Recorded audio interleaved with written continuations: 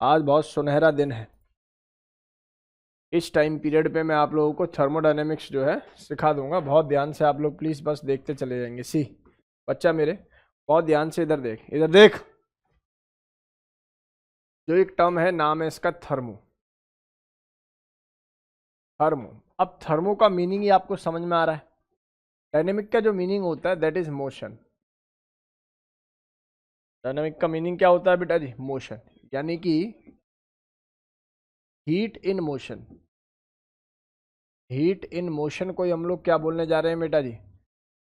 Thermodynamics को पढ़ने जा रहे हैं। बहुत ध्यान से, कुछ बेसिक फॉर्मूले हैं जो आप लोग सुन ले तो थोड़ा अच्छा रहेगा। सुन भाई, मोलर हीट कैपेसिटी का फॉर्मूला होता है Q by L delta T. ठीक है, जब यही Cp बनती है तो इसको बोलते हैं QP by L delta T. इसी का नाम होता है delta H by N delta T. बोलो समझ में आ रहा है मैंने क्या लिखा है? एक टर्म होती है CV, जिसको QV by N delta T बोलते हैं, यानी कि delta U by N delta T बोलते हैं। क्या मैं समझा पाया आप लोगों को? बताइए।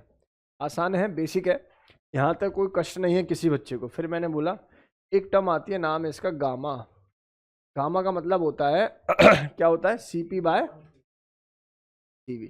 एक फॉर्मूला ये भी बड़ा विचलित और बेसिक है, जिसको आप मेयर्स फॉर्मूले के नाम से जानते हैं। इसका डेरिवेशन कैसे होता है, क्या होता है, ये हम नेगी जो है पहले ही कवर कर चुके हैं, तो कोई कष्ट नहीं है इसमें।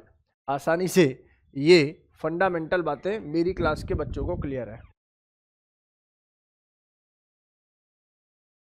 अरे रे रे रे, अभी आवाज आ रही है मेरे भाई? बता जरा। मैंने अभी तक बोला है प्यारे बच्चों, आरोही, मैंने बोला है बेटा, यहाँ बैठ जा पहले बेंच। यहाँ मैंने इनसे बोला है कि सी का मतलब है मोलर हीट कैपेसिटी, सीपी का मतलब है delta H by N delta T, delta U by N delta T होता है CV. C p minus C V is equal to R, Mayer's formula है। Poisson ratio CP by CV होता है, और हम लोग जानते हैं कि मोनोटॉमिक का पॉइजन रेशो ज़्यादा होता है देन डाया देन पॉली। इसके बाद थर्मोडायनेमिक फर्स्ट लॉ आप लोगों को पता होनी चाहिए, बेसिक है, सिंपल है, कोई इसमें कष्ट है नहीं। एक बात और कहनी है, एक रिलेशन यहाँ पर आपको पता होना चाहिए, इसका डेल्टा एच और डेल्टा यू का सुना है आप लोगों ने? डेल्टा एच का रिलेशन होता है delta U plus delta PV. ये कब यूज होगा? जब प्रेशर और वॉल्यूम की टर्म्स दे रखी होंगी। ऑल्दो इससे ज्यादा जो इंपॉर्टेंट है वो ये है रेशो, क्योंकि we know that P V is equal to N R T. तो हम लोग इसको रिप्लेस करके यहाँ पर जो टर्म लिखते हैं वो क्या लिखते हैं? Delta U plus delta N G R T. मैं आज आप लोगों को बहुत ही इंपॉर्टेंट ज्ञान सिखाने जा रहा हूँ। हाईली कॉन्फिडेंस आप लोगों को एक सिंगल क्लास में डेवलप कर दूंगा थर्मोडायनेमिक्स में, और आपको फील भी होगा कि हाँ आज हम लोगों ने कुछ इंपॉर्टेंट चीजें सीखी हैं। सी क्वेश्चन को देखते हुए आप लोग ये विशेष ध्यान रखें कि ये फॉर्मूला यूज होगा, ये फॉर्मूला यूज होगा। मैं आप लोगों को एक हिंट दे देता हूं, जिस क्वेश्चन के अंदर इक्वेशन मेंशन होगी C2H5 रिएक्ट विद फलाना बनने वाला कंपाउंड ये, और उनकी गैसियस या सॉलिड स्टेट मेंशन होंगी, आप समझ जाना ये फॉर्मूला बिल्कुल भी यूज नहीं होगा, यही फॉर्मूला यूज होगा। और आपका अगर मैं 100 सवाल देखता हूं तो 90 सवालों में यही क्वेश्चन जो है, यही फॉर्मूला जो है बेसिकली यूज हो रहा होगा। ठीक है, तो you should mentally prepare what to do. बहुत ध्यान से देखेंगे सभी। तो ये बेसिक फॉर्मूले थे, समझ में आ गए होंगे। तीनों चार फॉर्मूले बेसिक है। इसके बाद एक दो फॉर्मूले और पढ़ लो। आपने डेल्टा जी का एक फॉर्मूला पढ़ा है delta H minus T delta S. मान लो अगर मैं तुमसे पूछूं, ये एक रिएक्शन है, ए प्लस बी कन्वर्ट हो रहा है सी प्लस डी में, और यहाँ से हीट निकल रही है। ठीक है बेटा, और इस रिएक्शन में जो एंट्रोपी का चेंज है, इस रिएक्शन में जो एंट्रोपी का चेंज है दैट विल बी नेगेटिव। या वो ऐसे देख सकता है कि कोई लिक्विड था, लिक्विड से सॉलिड में कन्वर्ट हो गया, तो ऑब्वियस एंट्रोपी चेंज क्या हो जाएगा मेरे भाई? नेगेटिव। पहले एंट्रोपी ज़्यादा थी, फिर फाइनली एंट्रोपी क्या हो गई? कम। एंट्रोपी का मतलब फ्रीडमनेस से होता है, रेंडमनेस से होता है। एक लिक्विड गैस के कंपेरिजन में कम क्या करता है? एंट्रोपी शो करता है, जबकि सॉलिड के रिस्पेक्ट में ज़्यादा एंट्रोपी शो करता है। उसकी मूवमेंट, उसका मोशन, उसकी रेंडमनेस सॉलिड के कंपैरिजन में ज़्यादा होती है। इसलिए जब नीचे वाली टर्म कम और ऊपर वाली टर्म ज़्यादा है और आप चेंज निकालने बैठे हो, तो बेटा जी कम में से जब आप ज़्यादा घटाओगे तो टर्म्स क्या बन के निकल के आएगी बेटा? नेगेटिव। आपसे पूछा है इस पर्टिकुलर रिएक्शन के लिए डेल्टा जी की वैल्यू क्या होगी, तो आप लोग क्या बोलना है? सर देखिए, पहले डेल्टा एच तो सर गिवन ही नहीं है। कौन कहता है कि डेल्टा एच नहीं गिवन? डेल्टा एच गिवन है, तुम ढंग से देखोगे ये हीट है, और किसी रिएक्शन के अंदर अगर हीट रिलीज हो रही है, अगर किसी रिएक्शन के अंदर हीट रिलीज हो रही है तो इसका मतलब वो रिएक्शन एक्सोथर्मिक हो रही है, और अगर एक्सोथर्मिक रिएक्शन हो रही है तो डेल्टा एच की वैल्यू क्या होने वाली है बेटा जी, negative. If it is negative, again it is negative, तो आपको समझ में, अच्छा सुनो, तो पॉजिटिव कर लो, क्या कर लो अभी क्वेश्चन बनाने के लिए, ठीक है। तो भैया अगर ये वाली बात पॉजिटिव है और ये वाली बात टी डेल्टा एस है, ऑब्वियस है यहाँ से एक नेगेटिव टर्म आ रही है और यहाँ से भी एक नेगेटिव टर्म आ रही है, तो नेगेटिव नेगेटिव भैया नेगेटिव ही मिलेगा। बात समझ में आ रही नहीं आ रही? मैं तुमसे बोलूँ -2 -5, तो प्लस का 5 साथ थोड़ी ना मिल जाएगा, बोलोगे हम समझ में आ रहा नहीं आ रहा, आंसर तो -7 ही आएगा। और हम लोग जानते हैं कि डेल्टा एच की वैल्यू जब जब जी की वैल्यू जब जब नेगेटिव होती है तब तब रिएक्शन स्पॉन्टेनियस होती है।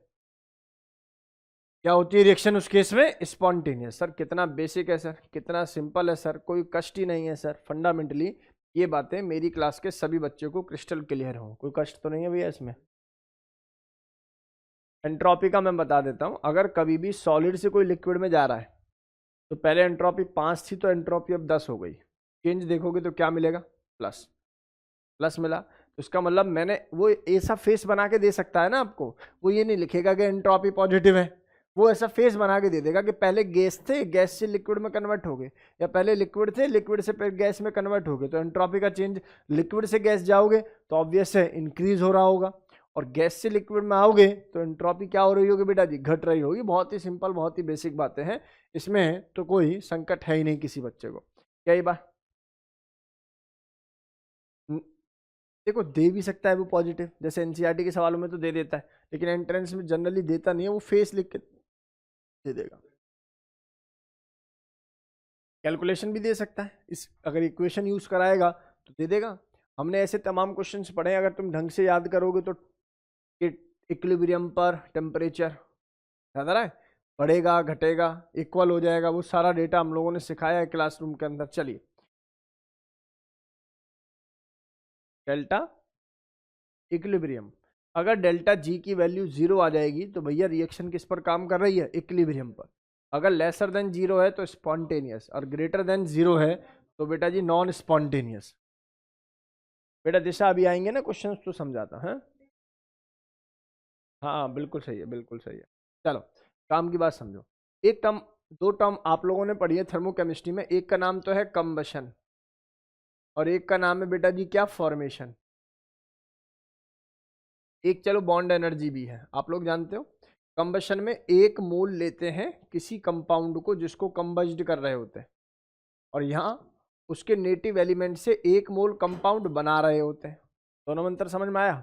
यहाँ एक मोल को कंबस्ड करना है और यहाँ एक मोल बनाना है, दोनों में अंतर समझ में आया? यही रीजन है कि कंबशन में जब भी एंथैल्पी का चेंज निकालेंगे तो बेटा जी रिएक्टेंट माइनस प्रोडक्ट होगा, क्योंकि आपने रिएक्टेंट में एक मोल लिया है।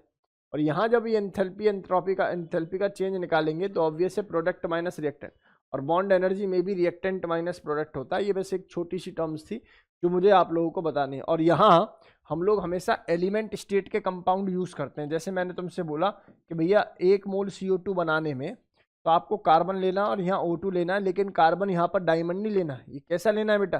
ग्रेफाइट ही लेना है, क्योंकि एलिमेंट्री स्टेट का ही एलिमेंट यहाँ पर चलता है। बिल्कुल ठीक कह रहा है सत्यम, कोई दिक्कत नहीं है उस बात में, बहुत ध्यान से सुनेंगे सही बच्चे। चलिए मैं आगे मूव करता हूँ मेरे प्यारे बच्चों, और आगे की कहानी को आप लोगों को सिखाने की कोशिश करता हूँ। बहुत ध्यान से आप लोग प्लीज बोर्ड की तरफ देखेंगे सभी, आप लोग प्लीज बोर्ड की तरफ देखेंगे सभी प्यारे बच्चे। तो ये बेसिक डेटा समझ में आ गया, आसान भी है सिंपल भी है। चलिए आगे मूव करते हैं, बहुत ध्यान से देखेंगे सभी बच्चे। तो मुझे लगता है कि मुझे सीधा सवाल पढ़ाने चाहिए, उसी के बेसिस पर जहाँ जहाँ क्वेश्चन आएगा उसको मैं अपने तरीके से मेंटेन करूंगा। ठीक है बेटा जी? मतलब आप ये समझिए आपको क्वेश्चन देखना है, थ्योरी की टेंशन ना लो, थ्योरी में क्वेश्चन के साथ में ही इंट्रोड्यूस करता रहूंगा। कह रहे हैं कि द करेक्ट आंसर,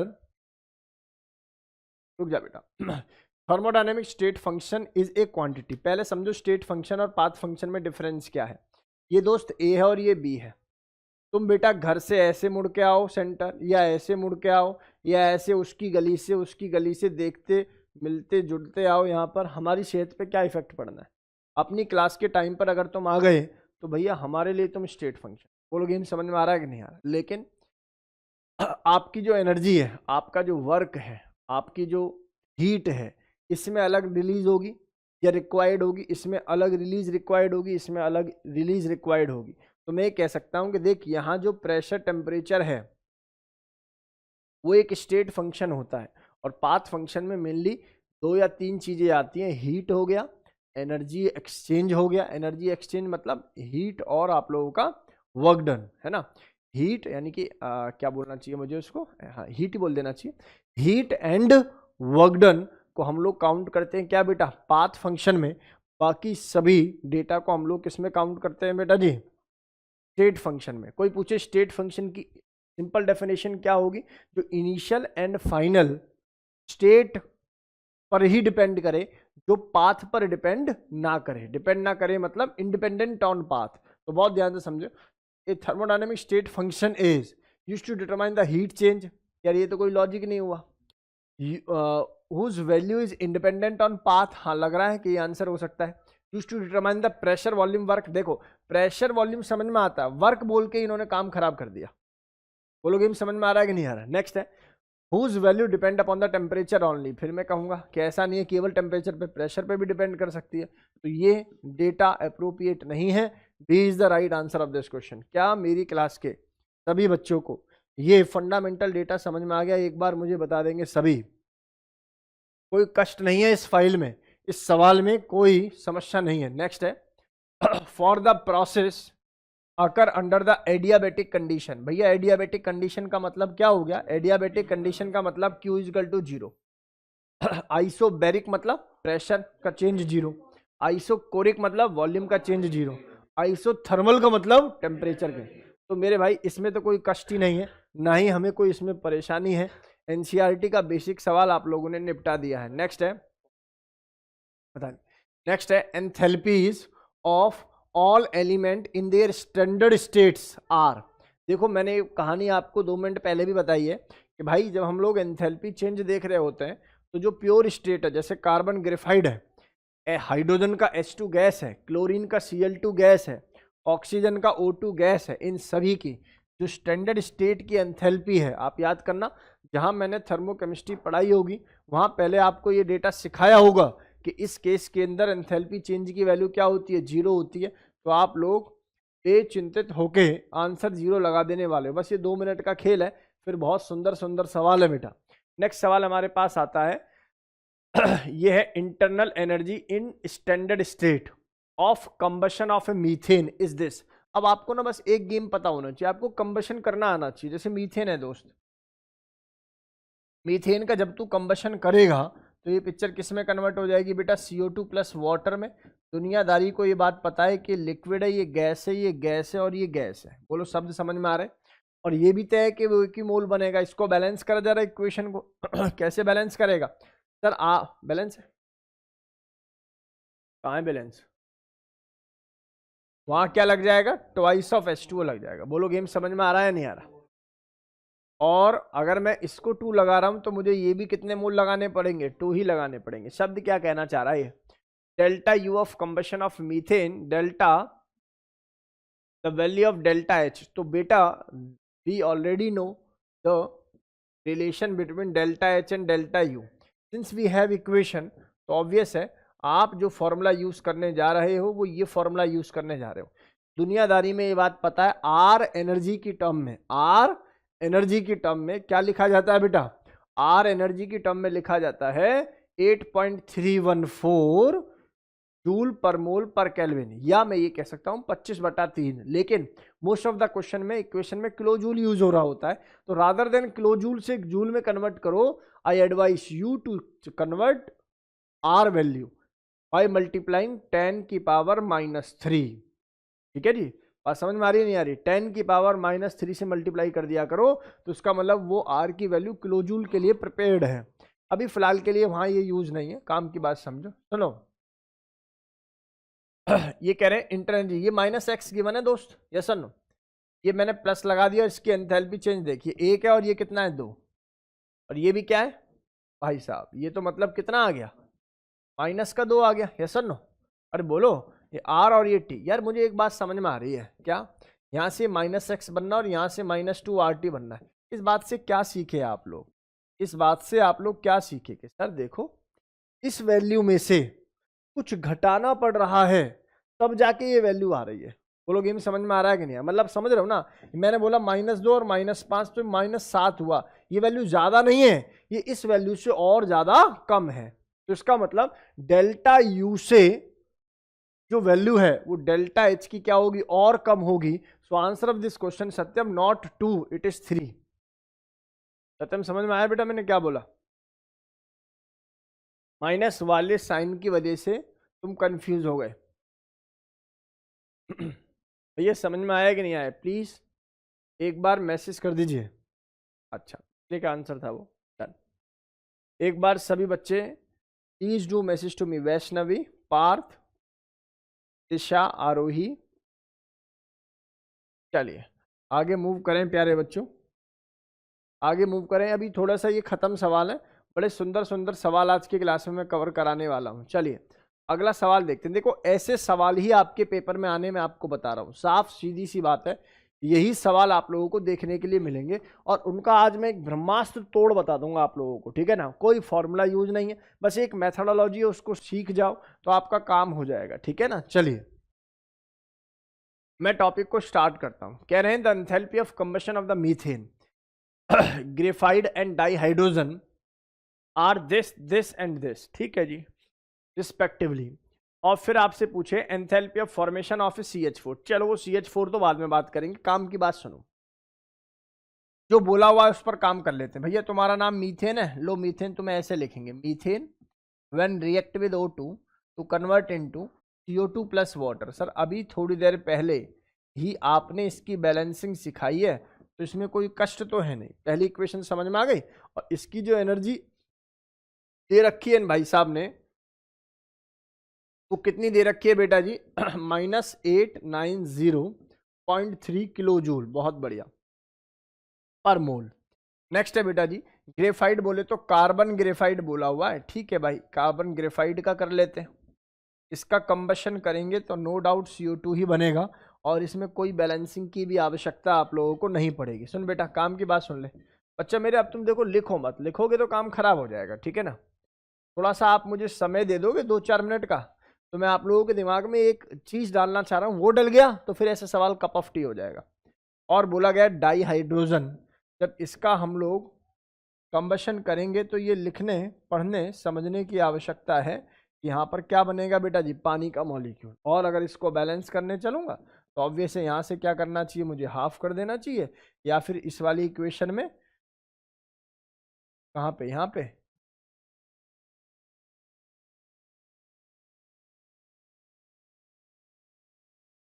क्यों कर दूं? क्यों कर दूं? नहीं बनाना। तो ये डेल्टा एच की जो वैल्यू है, ये जो डेल्टा एच की वैल्यू है, ये कितनी हो जाएगी बेटा जी? कितनी बन जाएगी? -285.8, ठीक है बेटा। अच्छा जी ये समझ में आ गया। अच्छा तुम्हें बनाना क्या है पहले इस बात को समझना होगा बेटा, ठीक है? बात काम की बात को सुनो बेटा। तुम्हें बनाना है enthalpy of formation of CH4। अब फॉर्मेशन ऑफ CH4 को बोले तो CH4 बनाना है और इसके नेटिव एलिमेंट क्या क्या होते हैं यू नो कि भैया इसके जो एलिमेंट होंगे वो H2 होगा ऐसे और ऐसे बैलेंस करके, और यहाँ मुझे नेटिव के साथ देखना है तो ऑब्वियसली ग्रेफाइड ही देखना होगा, ठीक है? अब मेरा एक सवाल है तुमसे, देखो कभी भी ऐसी क्वेश्चन आ जाए कि इससे ये बनाओ, तो आप ना अपने दिमाग में ना सारे रूलों को रख दो साइड में, मैथमेटिक्स पर आ जाओ। तुम्हारा डेटा ये कहता है कि तुम्हें CH4 चाहिए राइट साइड में, कहता है तो पहले आप देखो CH4 लेफ्ट में कि राइट में? लेफ्ट में जी, हमें चाहिए राइट में। फिर देखो स्टीशियोमेट्री 1, स्टीशियोमेट्री 1, बल्ले बल्ले। आप पूरी इक्वेशन को क्या काम करो, मल्टीप्लाई बाय 1 कर दो और पलट दो। पलट देने का मतलब क्या है? माइनस से मल्टीप्लाई कर दो। जब यहां मैं माइनस से मल्टीप्लाई करता हूं मतलब इसकी जो वैल्यू है इसमें भी माइनस से मल्टीप्लाई हो जाएगा, ठीक है जी? इसके बाद आ जाओ ग्रेफाइट राइट में चाहिए जी, राइट में ही चाहिए जी, एक ही चाहिए जी, एक ही चाहिए जी, ओके। H2 दिखाओ जरा, लेफ्ट में चाहिए और आइडियली मुझे कितने चाहिए जी? 2 चाहिए। बोलो गेम समझ में आ गया? अब मैं कुछ बातें आप लोगों को बता रहा हूँ, ये इक्वेशन ऑलरेडी बैलेंस हो चुकी है। कक्षा 11 कक्षा 12th लेवल पर वो सवाल नहीं आते जहां पर फ्रैक्शनल बैलेंसिंग चले, वहां पर ऐसा आता है वो इक्वेशन ही ऐसी देगा कि कटपिटा के सेट हो जाए। देखो मैं आप लोगों को बताता हूँ, इधर देख, इधर देख भाई। इनकेस भाई मीटिंग लीव हो जाती है तो आप लोग बच्चों रीज्वाइन कर लेना, क्योंकि आज की क्लास में आप लोगों को थर्मोडायनेमिक्स उड़ा दूंगा बिल्कुल बढ़िया तरीके से। इसलिए बस आप अपनी बुद्धि को यहाँ पर लगाएं और मेरे साथ बैठें। अब आप ढंग से देखोगे तो आप लोगों को पता है CH4 उधर चला गया और ये पूरी इक्वेशन इधर चली गई है, ठीक है। अब यहाँ CO2 आ गया होगा, पलटा तो ये CO2 से CO2 कैंसिल हो गया होगा, यस और नो। इस ऑक्सीजन से ये ऑक्सीजन और ये ऑक्सीजन ये भी क्या हो गया होगा बेसिकली कैंसिल, क्योंकि आपने इससे 2 से मल्टीप्लाई किए। तो एक ऑक्सीजन ये, एक ऑक्सीजन ये, दो ऑक्सीजन ऊपर है, इसको आपने पलटा था तो ये भी खत्म। तो ओवरऑल इक्वेशन आप लोगों के सामने आ गई है। तो फाइनली अगर इस सवाल का मुझे आंसर लिखना है तो बेटा जी मैं कैसे लिखूंगा, सबको ऐड कर दो। कितना आ जाएगा जी, ये आ जाएगा sir 890 plus plus minus 393.5 plus minus 285.8। आपको पता है ये आंसर कितना आ जाएगा? ठीक है, देखिए ये आएगा क्या, देखिए भाई क्या आप लोगों का भी आंसर यही आया क्या, चेक करो। क्या ये डेटा आसानी से समझ में आया बच्चों? बहुत आसान है जय, फंडामेंटली ये बातें बच्चा मेरे क्लियर हो जानी चाहिए। आसान है, सिंपल है, कोई कष्ट नहीं है। बेसिक से सारी टर्म ने पढ़ा दिया है सर ने। चले जी,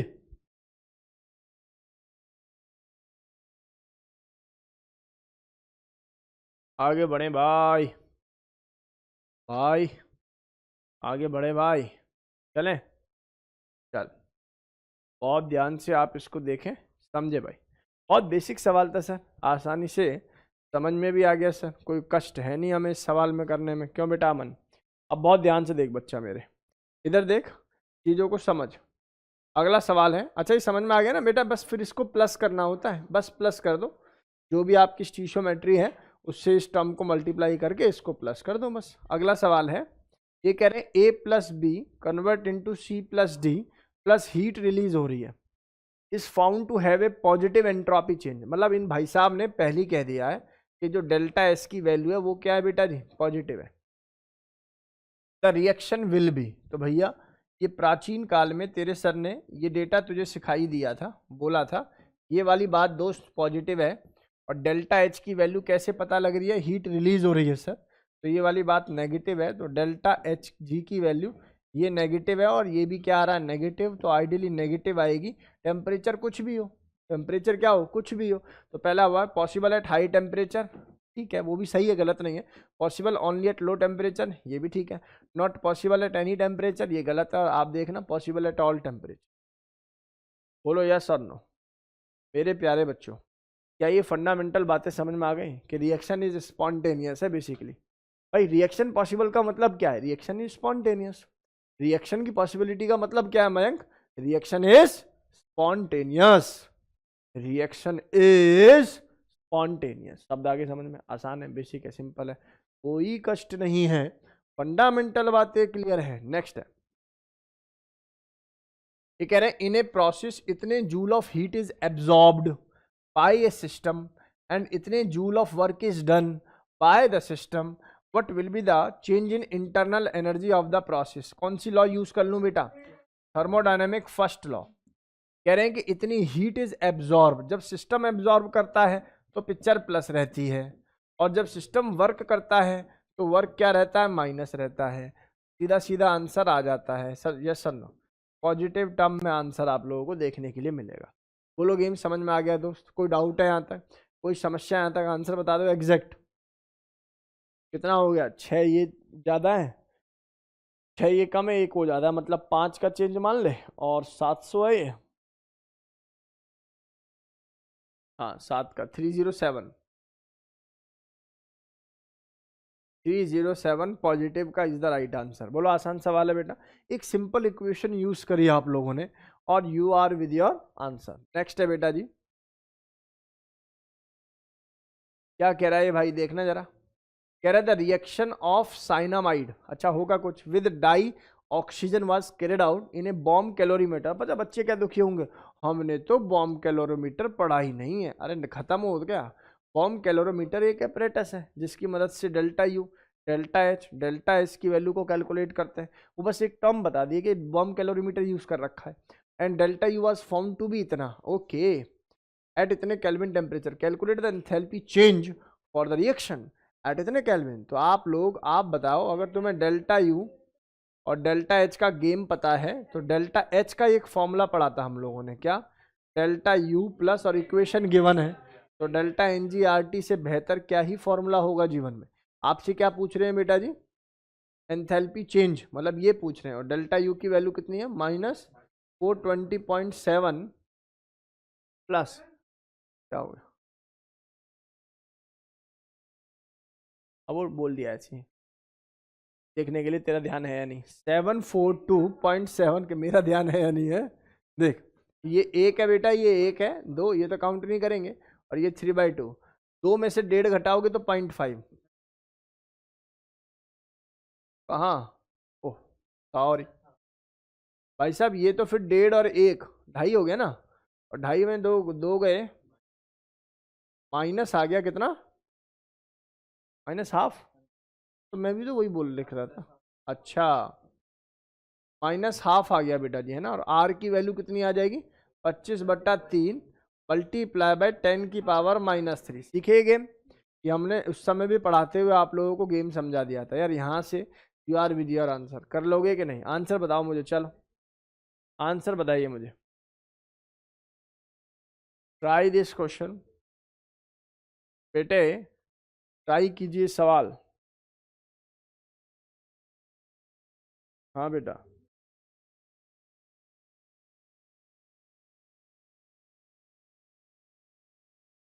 हम्म,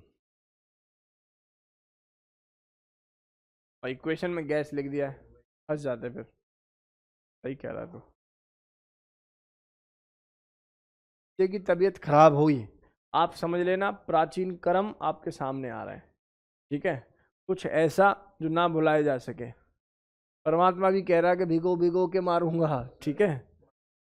तो ऐसी स्थिति है, तो बेटा पूजा पाठ बढ़ा दो।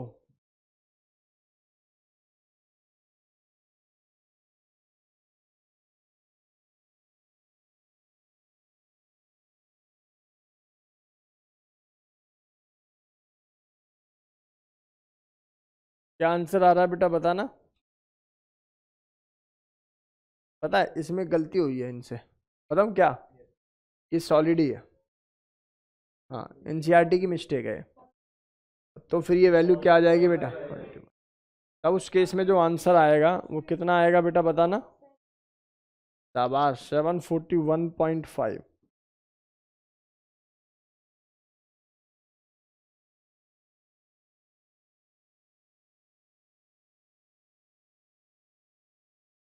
कितना?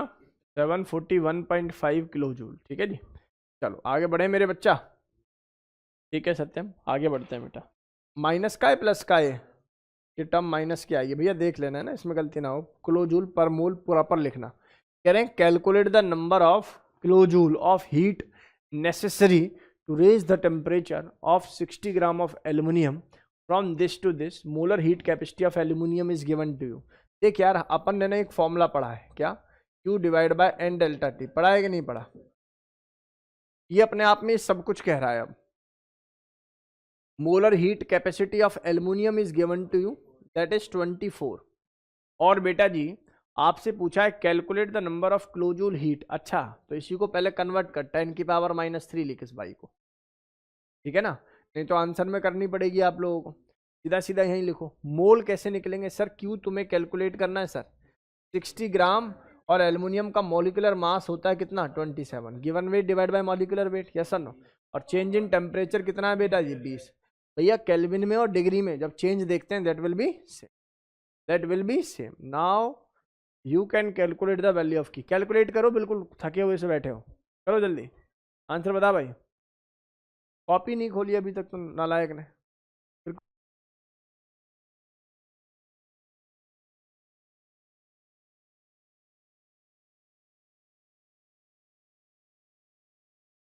चले भाई अगला सवाल हुआ क्या? दमदार सवाल था, इतनी जल्दी कैसे हो गया ये?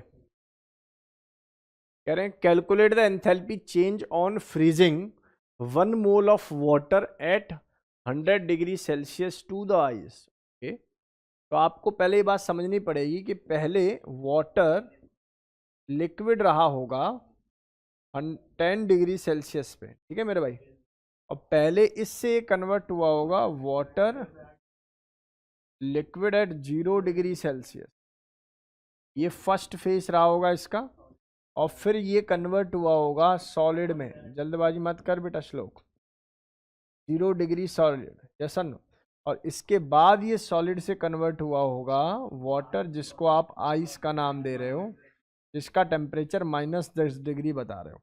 देखो सेकंड फेज का डेटा आपको पहले से ही गिवन है, बोला है डेल्टा एच ऑफ फ्यूजन, लेकिन फ्यूजन क्या होता है? फ्यूजन तो होता है सॉलिड से लिक्विड।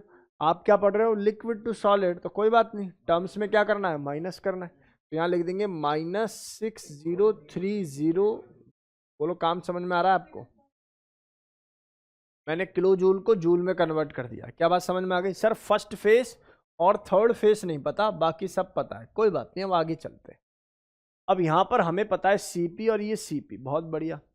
तो सर पहले ऊपर वाले का काम कर लेते हैं, पहले का। सर क्योंकि सीपी गिवन है, तो सीपी का जो फॉर्मूला होता है वो होता है delta H by N delta T. तो बात कर लेते हैं, एन कितना हो जाएगा जी? 1 मोल हो जाएगा जी। तो डेल्टा एच की जो वैल्यू आ जाएगी यहाँ पर, वो आ जाएगी आप लोगों का सीपी डेल्टा टी। सीपी कितना जी? 75.3। और डेल्टा टी का टेम्परेचर चेंज कितना है? 0 से लेके 0 -10, यानी कि -10। पल्ले पड़ा भैया? इक्वेशन नहीं बनेगी तो कोई ना कोई स्टेप में गलती कर ही दोगे, ये तय है। तो यहाँ से जो वैल्यू आएगी आप लोगों के पास, जब इसको आप मल्टीप्लाई कर दोगे तो -753 जूल आ जाएगी दोस्त। यहाँ आ जाते हैं, सेम डेटा करने वाले हैं यहाँ भी। सॉलिड की दे रखी है, बहुत बल्ले बल्ले। तो कैसे टर्म आ जाएगी सर? यहाँ से आ जाएगी sir delta H is equal to 36.8 multiply by this minus this, यानी कि -10। तो आइडियली ये वैल्यू कितनी आ जाएगी? दिस वैल्यू, यस और नो, जूल में। अब दोस्त तेरे पास ये भी है, ये भी है और ये भी है, तीनों को ऐड कर ले, आंसर बता दे। कर भैया ऐड इसको। तो ये वैल्यू आ रही है -753, और ये वैल्यू आ रही है कितनी? -63। जल्दी से ऐड करके बता मुझे आंसर। आंसर जो आपका आ रहा है, एक बार मैं क्रॉस चेक कर लेता हूँ, क्या आप लोगों का आंसर यही है? चेक करके बताना भैया सभी, क्या आंसर यही है? -7.151। अब ये किलो जूल में कर दिया है मैंने, ठीक है ना? जूल में करने के लिए आप समझ में आ रहा होगा, किलो जूल पर मोल में। भैया आसान सवाल था, मुश्किल तो नहीं है ये, आसान और बेसिक सवाल था सर, कोई कष्ट नहीं है। फंडामेंटल सवाल आप लोगों ने सिखा दिया है इसको। नेक्स्ट हमारे पास आगे चलते हैं प्यारे बच्चों, आगे का डेटा समझने की कोशिश करते हैं।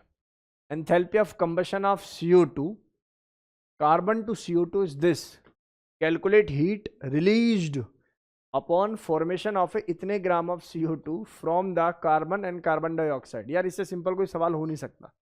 कह रहे हैं कि कार्बन से लेके CO2 में कोई चीज कन्वर्ट हो रही है, ऐसा करने के लिए इतनी हीट रिलीज हो रही है। सही बात है मेरे भाई? तो अब कह रहे हैं इतने ग्राम CO2 के लिए कितनी होगी, तो इसका मतलब ये 1 मोल के रिस्पेक्ट में है।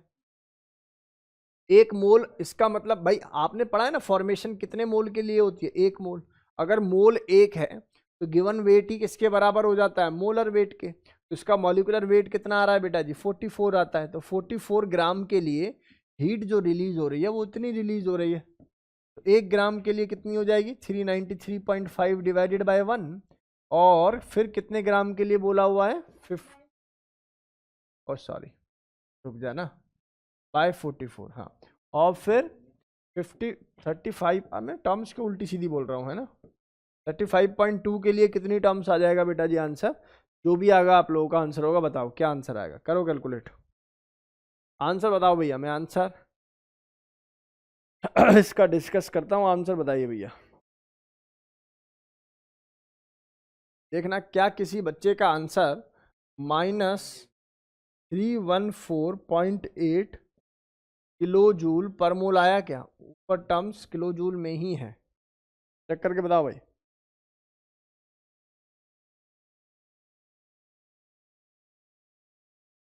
आया क्या? आसान लग रहे हैं सवाल?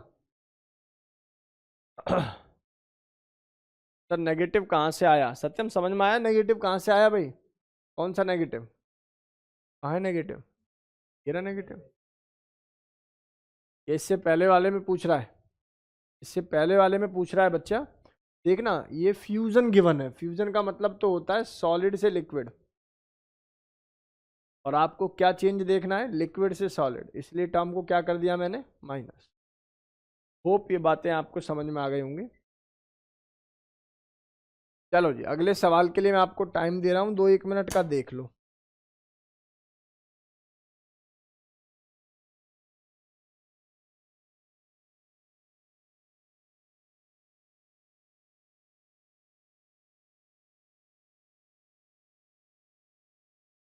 करा दूं भाई? आ गया भैया? क्या गलत आ रहा है? हाँ ठीक है सत्यम, इधर देख। आयुष इधर देख बेटा। बेटा बोला हुआ enthalpy of formation of CO, CO2 and N2O and N2O4 are given to you.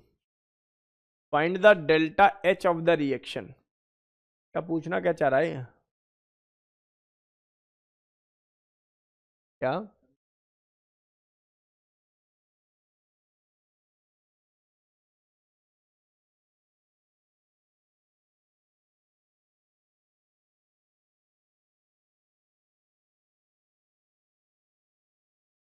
समझ गया? देखो क्या करना है, फॉर्मेशन ऑफ CO है ना दोस्त, तो पहले यहाँ लिख दो CO। पक्का ये किससे बना होगा? कार्बन ग्रेफाइट से बना होगा, प्लस किससे बना होगा? हाफ ऑफ O2 से। बोलो गेम समझ में आ रहा है? ये है CO2, ये महाराज किससे बने होंगे बेटा जी? ये कार्बन ग्रेफाइट से बना होगा, प्लस O2 से बना होगा। इसके बाद है ये N2O, ये महाराज किससे बने होंगे जी? N2 गैस से बने होंगे, प्लस हाफ ऑफ O2 से बने होंगे। सही लिखा है भाई? फिर इसके बाद है ये N2O4, ये बना होगा जी N2 से प्लस ट्वाइस ऑफ O2 से। कुछ ऐसे ही है भाई, इनकी वैल्यूज गिवन है। एस वाला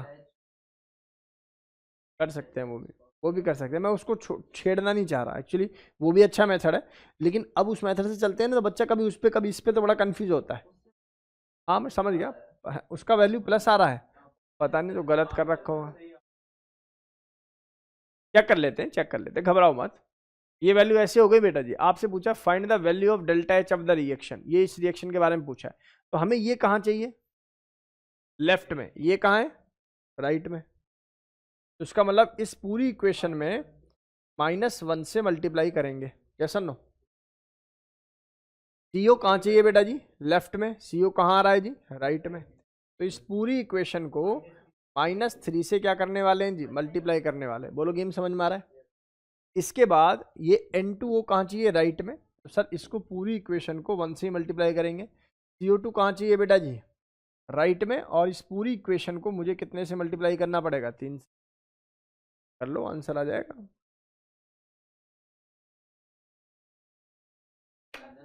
वैसे तो प्रोडक्ट माइनस रिएक्टेंट ही होता है, लेकिन इससे आप आंसर करोगे तभी आपका आंसर आएगा। देखो जरा माइनस आ रहा है, चेक कर, सुन लो बेटा।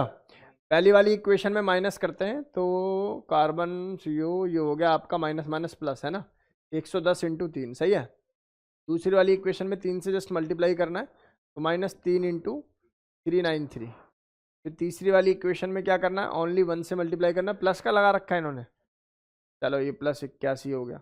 और यहाँ से चौथी वाली इक्वेशन में माइनस के साथ मल्टीप्लाई करना है, तो -9.7। चलो भाई जो भी आंसर आएगा वो आप लोगों का आंसर होगा, that is -7.7। Wow, good number it is,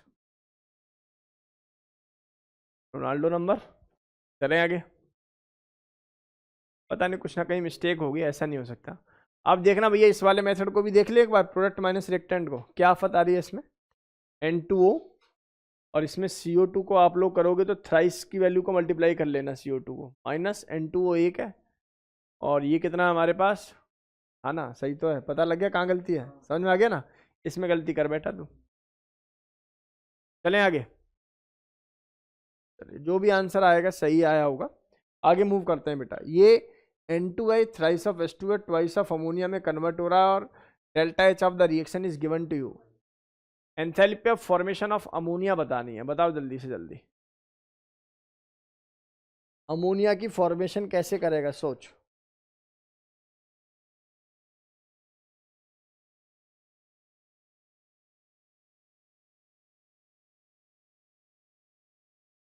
ये तो आप सीधा सीधा आंसर ही आ रहा है मेरे हिसाब से, यस और नो। इस पूरी फॉर्मेशन ऑफ अमोनिया मतलब डिवाइड बाई 2 कर दो सबको, तो इसको डिवाइड बाई 2 करोगे तो ये भी डिवाइड बाई 2, आंसर हो गया यार। ये तो बहुत खत्म सवाल था, ठीक है ना। नेक्स्ट है, बताओ। Calculate the standard enthalpy of formation of CH3OH। अब आपको पता है सच्चाई क्या है, सच्चाई ये कि सर आपको ये लिखना पड़ेगा ऐसे, और इसको आप कन्वर्ट करोगे किसमें मेरे भाई, ये लिक्विड है ना, सुन ले। इसके कंपोजिट होंगे एक तो कार्बन ग्रेफाइट, क्योंकि कार्बन है जी, एक होगा बेटा जी H2, और एक होगा आप लोगों का कौन बेटा जी, O2। को बैलेंस करियो, यहाँ मेरे हिसाब से 2 से, और यहाँ इसको किससे करना पड़ेगा, हाफ से। ये चाहिए मुझे, सही है क्यों भाई, सही है। अब एक बात बताऊं आपको, ये मुझे कहाँ से मिलेगा सर, ऊपर वाली इक्वेशन को देखूं तो इस इक्वेशन में मुझे लेफ्ट में, मुझे राइट में चाहिए, तो पहले इस महाराज को क्या काम करना पड़ेगा, मल्टीप्लाई कर लेना पड़ेगा, किससे बेटा जी, -1 से इसको मल्टीप्लाई कर लो। कार्बन ग्रेफाइड है, और ग्रेफाइड है, ग्रेफाइड मुझे कहाँ चाहिए, लेफ्ट में ही चाहिए, तो ये तो डायरेक्ट ही बन रहा है। कुछ गड़बड़ सी लग रही है मुझे, कहाँ लग रही है गड़बड़ मुझे,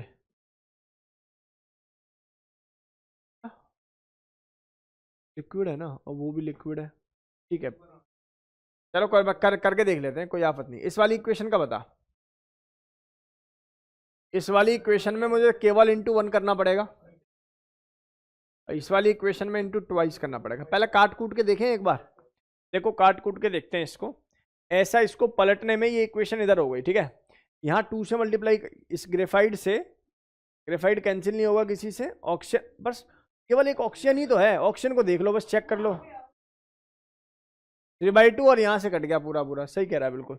ये 1 + 1/2, 3/2, और उधर से 3/2 माइनस हो गया, और ये वैल्यू 0 हो गई, किससे,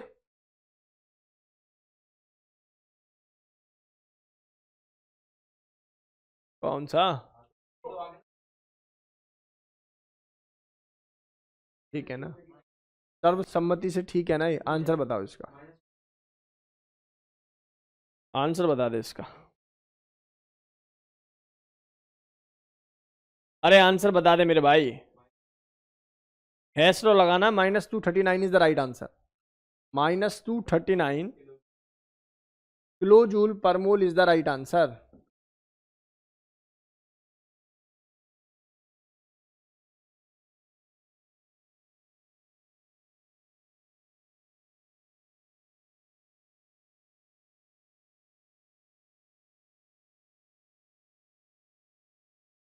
शाम को मैं देखता हूँ, जहाँ तक है नहीं होगी, लेकिन फिर भी मैं देखता हूँ। चलो, चलो बेटा, अरे हो गया, अगला सवाल बता, बस बेटा मेरे बात नहीं। CCl4 है, ये कन्वर्ट हो रहा है किसमें, कार्बन में, और 4 ऑफ Cl में, बहुत बढ़िया। Calculate the bond enthalpy of carbon and chlorine in CCl4। Okay, एक minute, calculate the enthalpy change as well as the bond energy. कुछ दो चीज पूछ रहे हैं, एक तो डेल्टा एच पूछ रहे हैं इस रिएक्शन की, सही बोला मैंने, और आप लोगों से एक बॉन्ड एंथैल्पी पूछ रहे हैं CCl4 की। बड़ा आसान है, देख, अगर तूने अगर तूने बॉन्ड एंथैल्पी का फॉर्मूला पढ़ा है बॉन्ड एनर्जी का, वो होता था रिएक्टेंट माइनस, भाई प्रोडक्ट में तो बॉन्ड है ही ना, एटम है, कंपाउंड है ही नहीं। बात समझ में आ रही है, क्या मतलब CCl4 की जो एनर्जी निकलेगी ना, उसी को डिवाइड बाय 4 कर देंगे, वही किसके बराबर हो जाएगी, bond energy of carbon and CN bond हो जाएगी। बोलो हाँ या ना में जवाब दो, आसान सवाल है। इसका मतलब सबसे पहले जो मुद्दा है, ये क्या लिख रखा भाई, समझाओगे मुझे क्या है ये, delta H of vaporisation. Vaporisation का मतलब क्या होता है, लिक्विड से, और एक है मेरे पास कौन, CCl4, क्या है एक मेरे पास, CCl4। हेलो,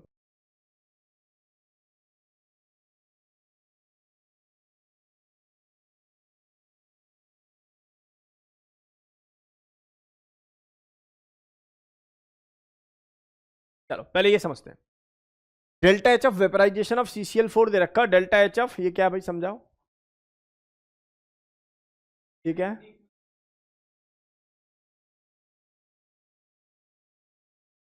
भाई क्या हो रहा है यार, ये क्या है? पक्का?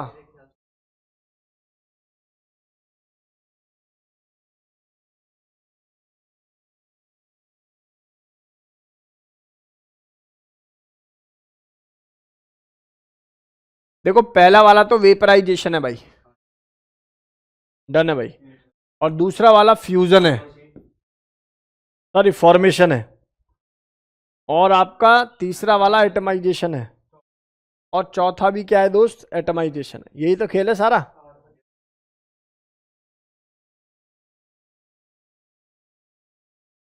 चलो जी लिखें भैया एक बार इसको तसल्ली पूर्वक, है ना।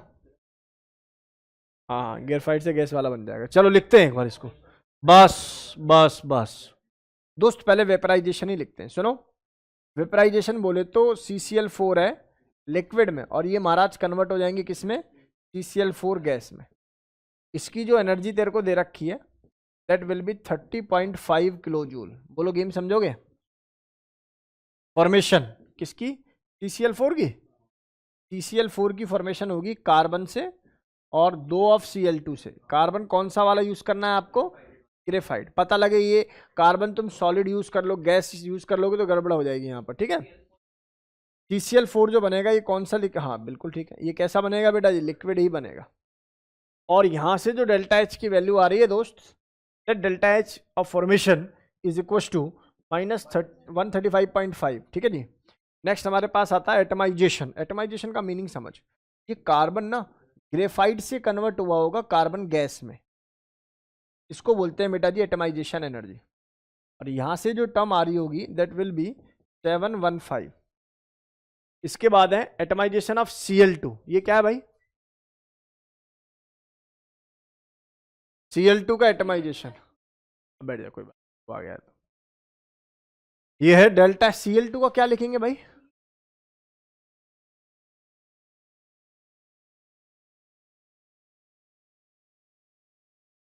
क्या बनना है इसका, फॉर्मेशन करना है ना इसका। हाँ Cl2 को कन्वर्ट कर देंगे ट्वाइस ऑफ Cl में, ठीक है बेटा।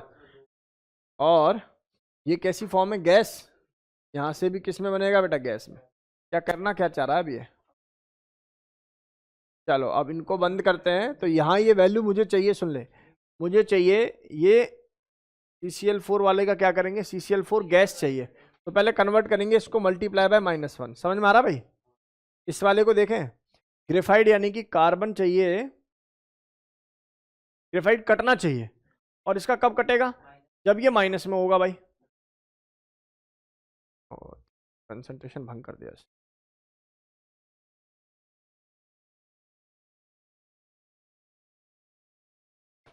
तुम्हें समझ में आया भाई जब सिमर, बेटा बता मुझे, बड़ा ही सिंपल सटीक सवाल है।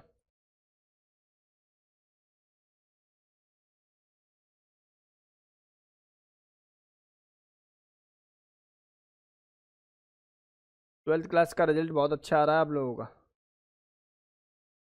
ऑल दो हमें पता ही था। एक दो बच्चे तो बिल्कुल ताबड़तोड़ फोटो छाप रिजल्ट ला रहे हैं बिल्कुल।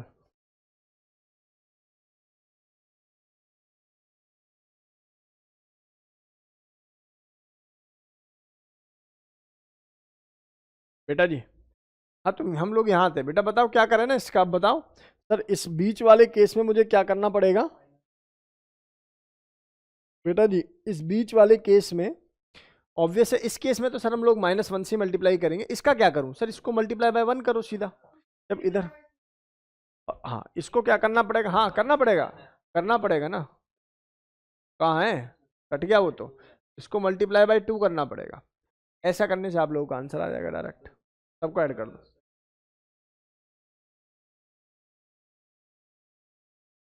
बिल्कुल ठीक हो रही है ना। देखो एक्चुअली ग्रेफाइट जो है ना, ग्रेफाइट वो एक इंडिविजुअली आइडेंटिटी है, एक कार्बन को कंसिडर कर रहे हैं, ठीक है ना।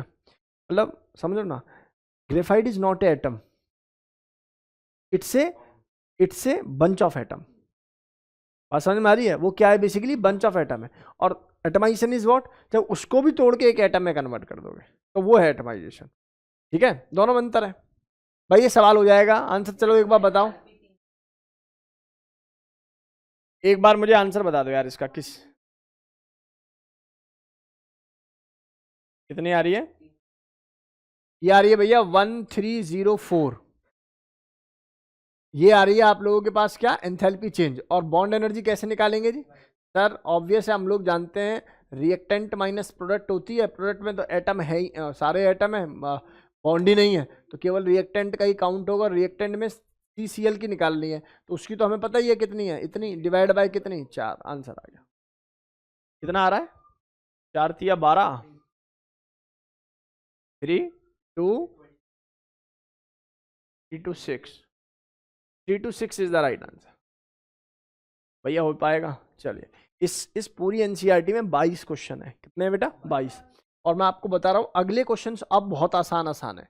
जैसे for a isolated system delta U is 0, then what will be the effect of delta S? आप खुद बताओ, समझना इस बात को। एक रूम है, उसके अंदर एक चैम्बर लगा रखा है, यानी कि एक पार्टीशन है। यहाँ एक ए गैस है, यहाँ एक बी गैस है। वो एंट्रोपी मतलब एंथैल्पी उसकी इस तरीके से चेंज हो रही है। सब इंटरनल इंटरनल है, बाहर कुछ नहीं है।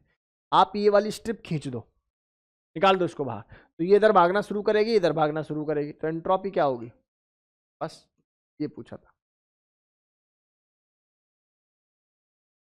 रैंडमनेस क्या होगी? बढ़ेगी। कौन सा सिस्टम बोला हुआ है? Isolated. Change in internal energy अगर 0 हो गई है तो उस केस में एंट्रोपी क्या हो सकती है बेटा जी? बढ़ सकती है। वो 0 नहीं होगी। कहीं आप लोग समझोगे एंट्रोपी का चेंज भी क्या हो जाएगा? 0 नहीं होगा। एक कंटेनर में इंटरनल एनर्जी का चेंज 0 है, ठीक है ना? एक कंटेनर में 2 गैसेस का, अगर वो 2 गैसेस आपस में इमिसिबल हैं तो, ठीक है ना? मिसिबल है तो फिर तो ऑब्वियस पहले से ही पॉजिटिव रहेगा। अगर इमिसिबल है, वो स्ट्रिप आप लोगों ने हटा दी है। अधूरा क्वेश्चन एक्चुअली, आगे स्टेटमेंट और भी थी कि वो स्ट्रिप हटाने पर क्या इफेक्ट पड़ेगा। हो जाएगा भैया। देखो ये 17वां सवाल आसान है। 18 खत्म है, 19 वहाँ खत्म है, 20 21 22 खत्म। पूरी एनसीईआरटी की एक्सरसाइज जो है यहाँ पर जो है कंप्लीट हो जाती है। बोलो गेम